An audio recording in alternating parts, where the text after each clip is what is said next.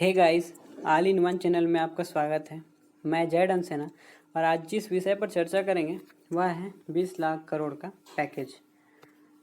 आप सभी को पता ही होगा कि 12 मई को रात 8 बजे हमारे माननीय प्रधानमंत्री नरेंद्र मोदी जी इस महामारी के दौर से देश को उभारने के लिए एक रिलीफ पैकेज जारी किया, जिसका अमाउंट है 20 लाख करोड़ का पैकेज जारी किया।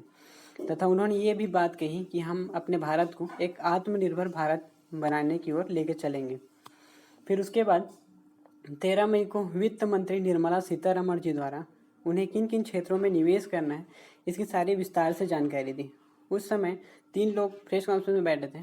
पहला निर्मला सीतारमण जी जो हमारे वित्त मंत्री हैं, अजय भूषण पांडे जी जो हमारे वित्त सचिव हैं, तथा अनुराग ठाकुर जी जो हमारे वित्त राज्य मंत्री हैं। उसके बाद हम जीडीपी के बारे में देखते हैं कि जीडीपी क्या है, आखिर में जीडीपी होता क्या है। तो जीडीपी एक वर्ष में किसी देश की घरेलू सीमा में उत्पादित अंतिम वस्तुओं एवं सेवाओं के मौद्रिक मूल्य को जीडीपी कहते हैं, चाहे वह उत्पादन देश के निवासियों द्वारा किया गया हो या विदेशियों द्वारा। अर्थात ये हमारा इंडिया है, तो इसके अंदर की सीमा में जितने भी निवेश होंगे वो जीडीपी कहलाए। उसके बाद जो आईएमएफ एक डाटा जारी किया था जीडीपी के लिए, जिसमें सभी देशों के बारे में लिस्टेड किए गए, उसको हम देखते हैं। तो यूएस की जीडीपी 21.44 ट्रिलियन डॉलर की थी, तथा चाइना की जीडीपी 14.14 ट्रिलियन डॉलर की है, तथा जापान की जीडीपी 5.15 ट्रिलियन डॉलर की है, तथा इंडिया की जीडीपी 2.94 ट्रिलियन डॉलर की है। इसे आईएमएफ ने जारी किया है। तो आईएमएफ के बारे में देखते हैं। आईएमएफ का full form international monetary fund है, अंतर्राष्ट्रीय मुद्रा कोष। मुख्यालय की बात करें तो वाशिंगटन डीसी है इसका मुख्यालय। इसकी स्थापना जुलाई 1944 में की गई थी। इनके प्रबंधक जो हैं क्रिस्टीन लेगार्ड हैं। अब हम इंडियन जीडीपी 2.94 ट्रिलियन डॉलर है, इसे जानते हैं। लेकिन अभी सरकार ने हाल ही में कहा कि हम जो पैकेज जारी कर रहे हैं वह इंडियन जीडीपी के 10% का है। तो इसको थोड़ा समझ लेते हैं कि क्या है 10%। तो ये हमारी इंडियन जीडीपी है 2.94 ट्रिलियन डॉलर की। यदि हम इसको रुपीस में कन्वर्ट करें तो 200 लाख करोड़ रुपए होती है।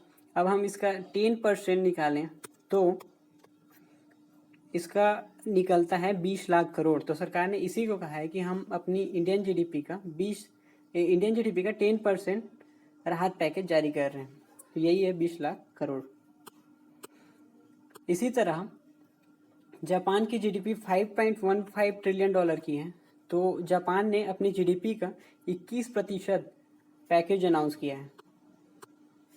उसके बाद उस पैकेज के अंतर्गत क्या क्या पॉलिसीज हैं उसको हम देखते हैं, जिसमें पहला एमएसएमई मतलब ministry of micro small and medium enterprises, Hindi में बात करें तो सूक्ष्म लघु और मध्यम उद्यम के लिए 3 लाख करोड़ का लोन का ऐलान किया है। इसमें कंडीशन इस तरह से दी गई है जो कहीं न कहीं छोटे उद्योगों के लिए फ़ायदे की बात है कि इसमें लोन के लिए बिना गारंटर के लोन मिल जाएगा। उसके बाद इसकी समय सीमा 4 साल की होगी तथा 1 वर्ष का मूलधन नहीं चुकाना पड़ेगा। इसके अंतर्गत कुछ छोटे छोटे हैं, जैसे संकट में चल रहे छोटे उद्योग के लिए 20,000 करोड़ का पैकेज ऐलान किया है, जिसमें 2 लाख मंझले और छोटे उद्योगों को इससे फायदा मिलेगा। तथा छोटे उद्योगों के विस्तार के लिए 50,000 करोड़ का निवेश किया गया है। अब दूसरा पॉलिसी ये है कि एमएसएमई की परिभाषा बदल दी गई। तो कैसे एमएसएमई की परिभाषा बदल दी गई है इसको थोड़ा सा देखते हैं। पहले मैन्युफैक्चरिंग इंटरप्राइजेस मतलब मैन्युफैक्चर करती, जैसे कि कोई कंपनी चप्पल जूता ये सब बनाती है तो हम मैन्युफैक्चरिंग कंपनीज में आएंगे। फिर सर्विस कंपनीज में देखें तो कोचिंग संस्थानें, ब्यूटी पार्लर जो हमें सर्विस देके चार्ज देते हैं, ये सब आएंगे सर्विस इंटरप्राइज में। तो पहले क्या था कि पहले एमएसएमई को पहचानने का तरीका क्या था और अब क्या होगा, कौन सी कंपनी को माइक्रो कहेंगे, कौन सी कंपनी को स्मॉल कहेंगे और कौन सी कंपनी को मीडियम कहेंगे, उसका पहले का कंडीशन क्या था इसको देखते हैं। तो पहले यदि कोई मैन्युफैक्चरिंग कंपनी का इन्वेस्टमेंट 25 लाख तक का था तो वह माइक्रो कंपनीज के अंतर्गत आती थी। यदि किसी कंपनी का इन्वेस्टमेंट 25 लाख से 5 करोड़ तक का था तो वह स्मॉल कंपनीज में आती थी। फिर उसके बाद यदि किसी कंपनी का इन्वेस्टमेंट 5 करोड़ से 10 करोड़ था तो हम मीडियम कंपनीज में आती थी। फिर सर्विस इंटरप्राइजेस में देखें तो यदि कोई कंपनी की इन्वेस्टमेंट 10 लाख तक का है तो वह माइक्रो कंपनीज में आती थी। फिर यदि 10 लाख से 2 करोड़ तक का है तो स्मॉल कंपनीज में आती थी। और इन्वेस्टमेंट 2 करोड़ से 5 करोड़ तक का है तो वह मीडियम कंपनीज में आती थी। तो एमएसएमई की परिभाषा बदल दी गई है, मतलब अब इसको हम इस प्रकार से सरकार द्वारा कर दिया गया है। जैसे मैन्युफैक्चरिंग इंटरप्राइजेस कंपनी और सर्विस इंटरप्राइज कंपनी, यदि किसी सर्विस इंटरप्राइज दोनों को एक ही कर दिए। अब किसी सर्विस इंटरप्राइजेस कंपनी का टर्नओवर 5 करोड़ तक का है तथा उसका इन्वेस्टमेंट 1 करोड़ तक का है तो वह माइक्रो कंपनीज में आएगी। अब यदि किसी कंपनी की टर्नओवर 50 करोड़ है तथा उसका इन्वेस्टमेंट 10 करोड़ तक का है तो वह स्मॉल कंपनीज में आएगी। यदि किसी कंपनी की टर्नओवर 100 करोड़ तक का है तथा इन्वेस्टमेंट 20 करोड़ तक का है तो वह मीडियम कंपनीज में आएंगी। अब हम तीसरी पॉलिसी के बारे में देखते हैं। ईपीएफ, एम्प्लॉयमेंट प्रोविडेंट फंड में अब 12% की जगह अब 10% का कंट्रीब्यूशन किया जाएगा, लेकिन कंडीशन ये रखी गई है कि यह सिर्फ गैर सरकारी संस्थाओं के लिए है। सरकारी संस्थाओं के लिए 12% ही रहेगी। ईपीएफ देखें तो जब हम रिटायर होते हैं किसी जॉब से तो उसके बाद जो पेंशन के रूप में मिलता है वही सब है जिसे कर्मचारी भविष्य निधि कहते हैं। यह सिर्फ 3 माह के लिए लागू की गई है। उसके बाद चौथी पॉलिसी है NBFC, non banking financial company के लिए लिक्विडिटी स्कीम 30,000 करोड़ का प्रावधान किया गया है। एनबीएफसी की बात करें तो एनबीएफसी एक तरह काम करने वाली, एक तरह बैंक की तरह काम करने वाली फाइनेंशियल कंपनी है जिसमें वित्तीय लेन देन का काम होता है, लेकिन वास्तव में यह एक बैंक नहीं है। आंशिक ऋण गारंटी योजना के लिए 45,000 करोड़ रुपए का प्रावधान किया गया है। आंशिक ऋण योजना इसके अंतर्गत एनबीएफसी, एचएफसी यही सब आते हैं, उनके लिए 45,000 करोड़ रुपए का प्रावधान किया है। इसका एक फायदा ये है कि गारंटर के रूप में स्वयं भारत सरकार रहेगी तथा कंपनी यदि कर्ज ना चुका पाती है तो उसका 20% नुकसान सहकर खुद भारत सरकार उसमें कर्ज अदा करेगी।